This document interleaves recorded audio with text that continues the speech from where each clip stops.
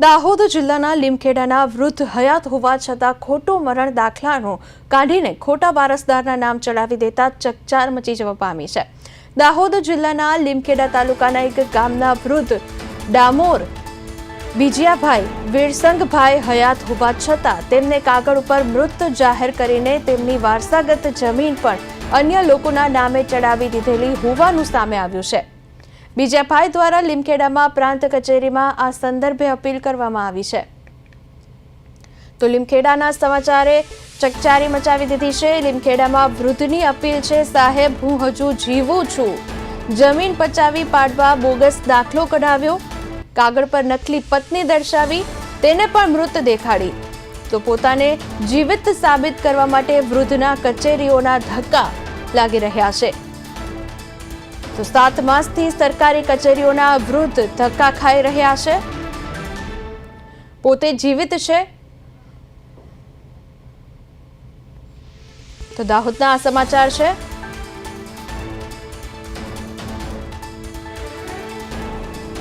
તો જમીન પચાવી પાડવા બોગસ દાખલો કઢાવ્યો હતો, આ સાથે કાગળ ઉપર નકલી પત્ની પણ દર્શાવવામાં આવી અને તેને પણ મૃત જાહેર કરવામાં આવી।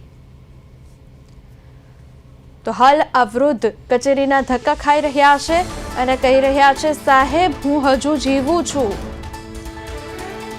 ત્યારે આ જોઈને એવું લાગી રહ્યું છે કે જમીન પચાવી પાડવા માટે લોકો કેવા નુસ્ખા અપનાવી રહ્યા છે। ત્યારે હાલ વૃદ્ધને જીવિત છે તે સાબિત કરવું પડી રહ્યું છે। આ સાથે કચેરીઓના ધક્કા પણ થઈ રહ્યા છે। લીમખેડાની આ ઘટના છે। જમીન પચાવી પાડવા બોગસ દાખલો કાઢ્યો હતો, ત્યારે હાલ હવે પોતાને જીવિત સાબિત કરવા માટે વૃદ્ધ જે છે તે કચેરીઓના ધક્કા ખાઈ રહ્યા છે અને કહી રહ્યા છે, સાહેબ હું હજુ જીવિત છું। તો લીમખેડામાં વૃદ્ધની અપીલ, હું હજી જીવું છું સાહેબ તેમ જણાવી રહ્યા છે। કાગળ ઉપર નકલી પત્ની દર્શાવી તેને પણ મૃત દેખાડી હતી। તો લીમખેડાની આ ઘટનાએ સૌને ચોંકાવી દીધા છે।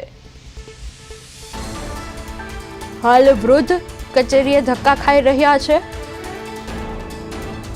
જમીન પચાવી પાડવા બોગસ દાખલાઓ કરવામાં આવ્યા, કાગળ પર નકલી પત્ની પણ દર્શાવવામાં આવી અને આ પત્નીને પણ મૃત જાહેર કરવામાં આવી। તો પોતાને જીવિત સાબિત કરવા માટે હાલ વૃદ્ધને કચેરીના ધક્કા ખાવા પડી રહ્યા છે। આ સાથે લીમખેડામાં વૃદ્ધની અપીલ પણ સામે આવી રહી છે, જેમાં તે જણાવી રહ્યા છે, સાહેબ હું હજી જીવું છું।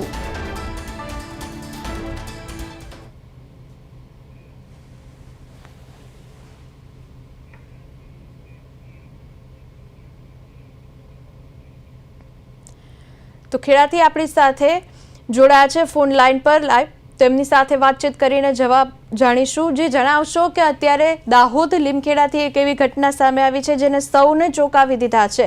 વૃદ્ધની જમીનનો મામલો છે, શું છે આખી ઘટના?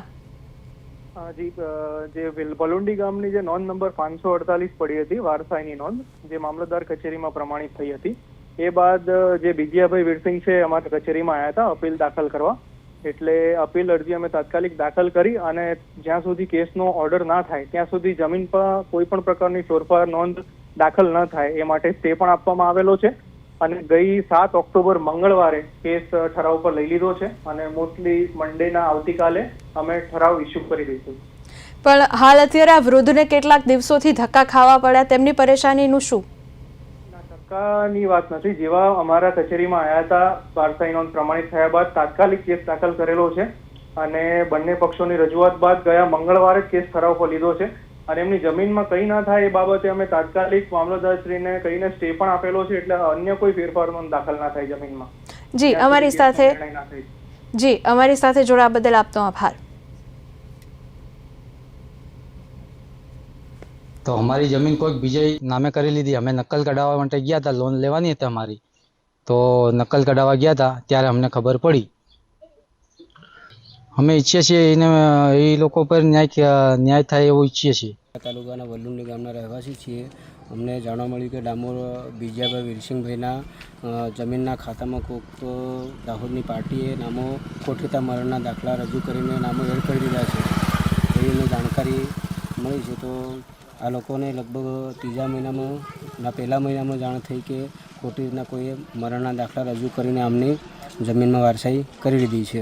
હવે આ ગરીબ લોકો સાહેબ કચેરીના ધક્કા ખાઈ ખાઈને થાકી ગયા 6 મહિનાથી છેલ્લા. ત્યારબાદ પ્રાંત અધિકારી સાહેબ લીમખેડાની કોર્ટમાં તકરારી આપણે આરટીએસ કેસ ચાલુ છે અને આરટીએસ કેસ પર જે નિર્ણય આવશે એ તમામને બંધન કરતા રહેશે. સદર નોંધ લક્ષ્મણભાઈ દ્વારા અમારા ઈદરા કેન્દ્ર લીમખેડા ખાતે 24 એકના રોજ દાખલ કરેલી હતી. એટલે 24 એકના રોજ આની નોંધ થઈ ગઈ હતી. એ નોંધ સામે વિજયાભાઈ વિરસિંહભાઈ દ્વારા અપીલ કરી અને દાદ માગેલી છે. તો અપીલનો નિર્ણય આવ્યાથી આગળની કાર્યવાહી અમારા ઈદરા કેન્દ્ર ખાતેથી કરવામાં આવશે.